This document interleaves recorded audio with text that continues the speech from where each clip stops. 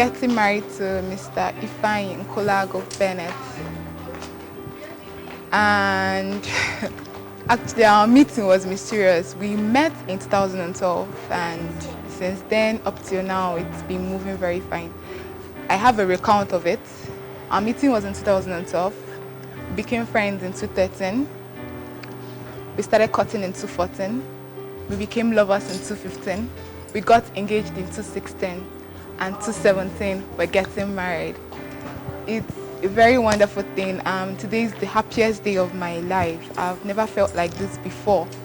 Although I'm feeling a little bit tensed, but I'm fine.